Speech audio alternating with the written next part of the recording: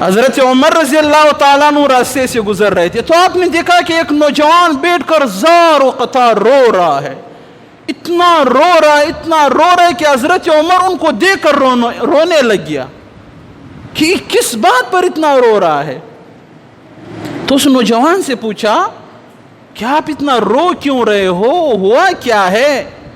اس نوجوان نے کہا کہ عمر مجھ سے بہت بڑی گناہ ہوئی ہے، بہت بڑی گناہ ہوئی ہے۔ تو حضرت عمر نے اس کو ہاتھ سے پکڑ کر اللہ کے رسول کے پاس لے کے آیا۔ حضرت عمر بھی رو رہا ہے، وہ نوجوان بھی رو رہا ہے۔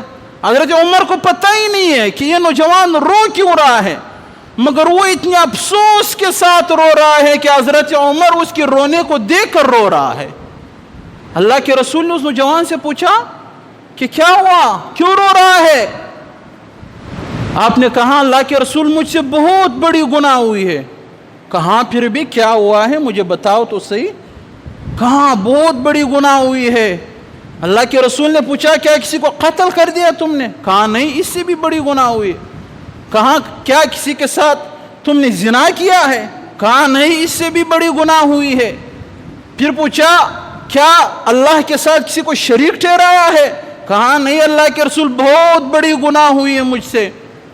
تو اللہ کے رسول نے فرمایا یہ کیسی گناہ ہے، کیسی گناہ ہے؟ جتنی بھی بڑی گناہ ہو جائے مگر اللہ کی رحمت سے بڑی نہیں ہو سکتی ہے۔ اس نوجوان سے کہا کہ بتاؤ مجھے کیا گناہ آپ سے ہوئی ہے؟ تو اس نوجوان نے پھر اپنا واقعہ سنانا شروع کیا۔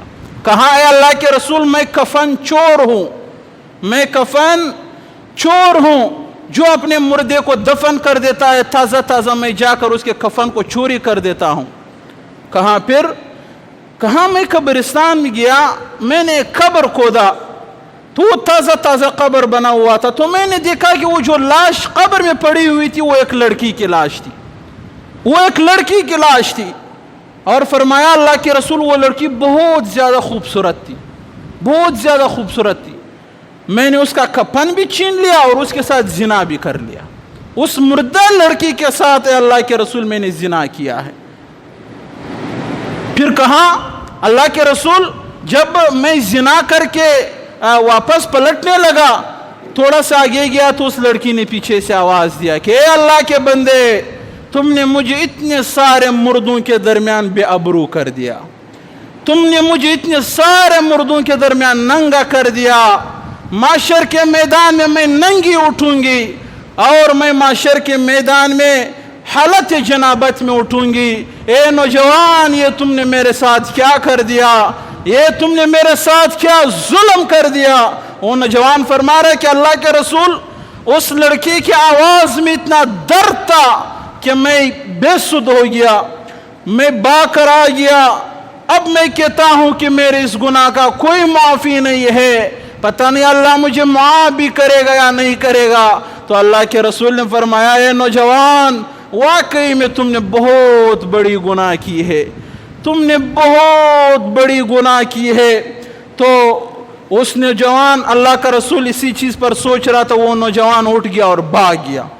کہا ایسا نہ ہو اللہ کا رسول کوئی ایسی بات مجھ سے کہے اور میں مایوس ہو جاؤں کہ میری دعا میری توبہ کبھی بھی قبول نہیں ہو سکے گی۔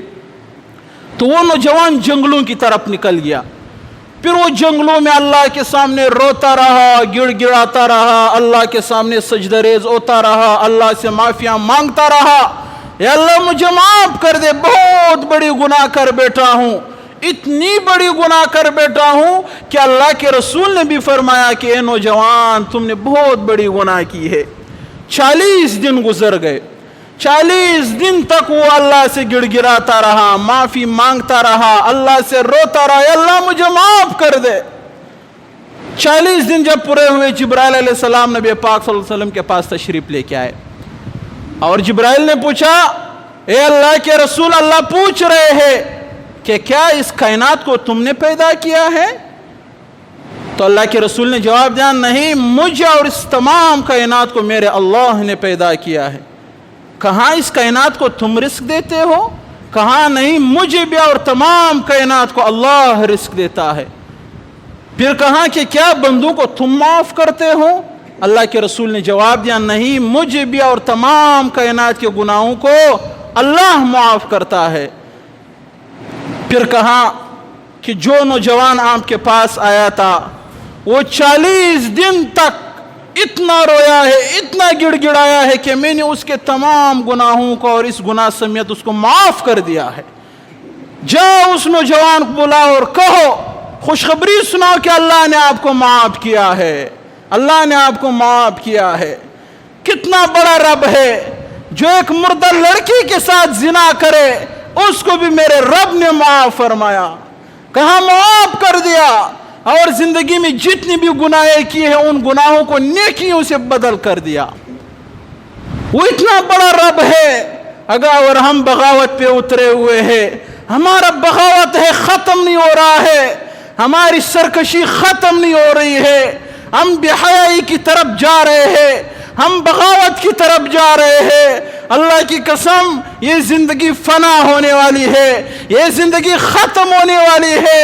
ایک دن اللہ اور اللہ کے رسول کے سامنا ہم نے کرنا ہے۔ ہم نے اللہ اور اس کے رسول پر ایمان تو لایا ہے، ہم نے کلمہ تو پڑھا ہے، مگر نہ اس اللہ کی ایک بات مانتے ہیں نہ اس کے رسول کی بات مانتے ہیں۔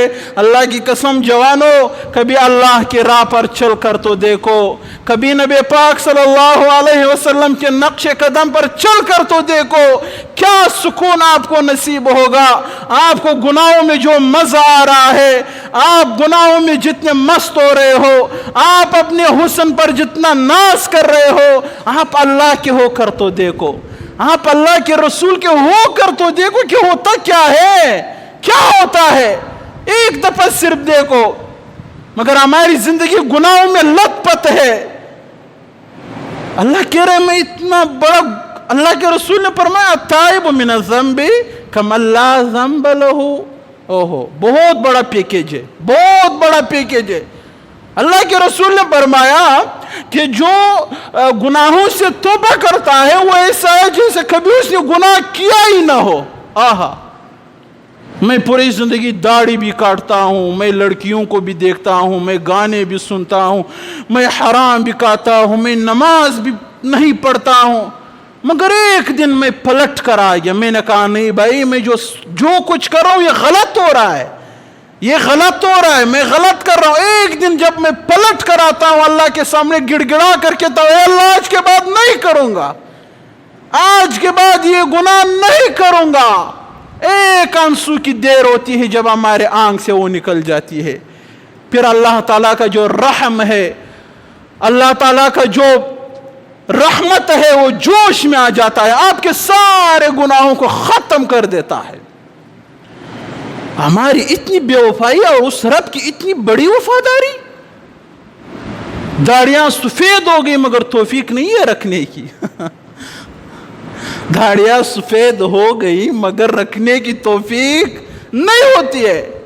ہمیں پتہ ہے اللہ کے رسول نے داڑھی رکھی ہے، ہمیں پتہ ہے 1,24,000 انبیاء نے داڑیاں رکھی تھی، ہمیں پتہ ہے صحابہ کرام نے داڑیاں رکھی تھی، ہمیں پتہ ہے جو بھی اللہ والا ہوتا ہے، جو بھی اللہ کا دوست ہوتا ہے اس کی داڑھی ہوتی ہے، مگر ہم کس دلیل کے تحت داڑھی کو کاٹ دیتے ہیں؟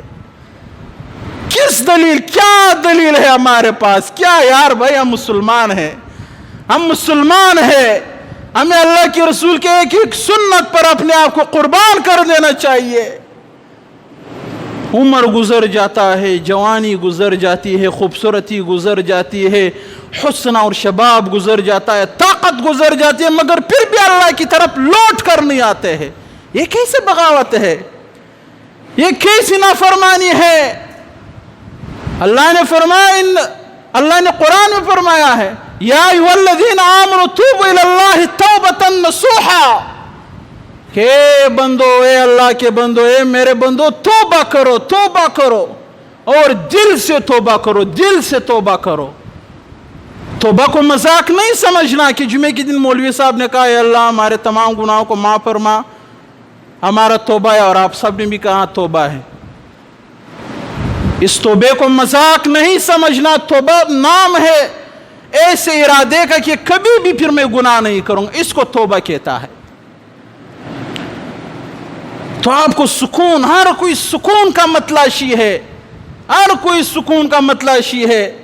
آپ جتنے بھی گناہ آپ نے کی ہو، جتنا بھی، چاہے آپ کے گناہ سمندر کے جاگ کے برابر ہو، مگر اللہ کے رسول نے فرمایا التائب من الذنب کمن لا ذنب لہ. کیسے یار، کیا حدیث ہے. اللہ کے رسول نے فرمایا کہ گناہوں سے توبہ کرنے والا ایسا ہے جیسا کبھی اس نے گناہ کیا ہی نہ ہو. پھر اللہ کے رسول نے کیا فرمایا؟ ایک نوجوان توبہ کرنے والے کے بارے میں اللہ کے رسول نے فرمایا انا حبیب اللہ. کیا فرمایا؟ انا حبیب اللہ، میں اللہ کا دوست ہوں. پھر اللہ کے رسول نے آگے فرمایا الشاب تائب حبیب اللہ، اور گناہوں سے توبہ کرنے والا نوجوان بھی اللہ کا دوست ہوتا ہے. اللہ اکبر، اللہ اکبر. اللہ نے فرمایا انا حبیب اللہ، میں اللہ کا دوست ہوں. پھر دیکھو جو نوجوان گناہوں سے توبہ کرتا ہے اللہ اس کو کیا مقام اور مرتبہ اللہ کا رسول دیتا ہے. فرمایا انا حبیب اللہ، میں اللہ کا دوست ہوں. الشاب تائب حبیب اللہ، گناہوں سے توبہ کرنے والا بھی اللہ کا دوست ہے. تو میرے بھائیو، اللہ تعالیٰ معاف کر دیتا ہے. بس یہ بغاوت چھوڑو، بس سرکشی چھوڑو، سرکشی چھوڑو.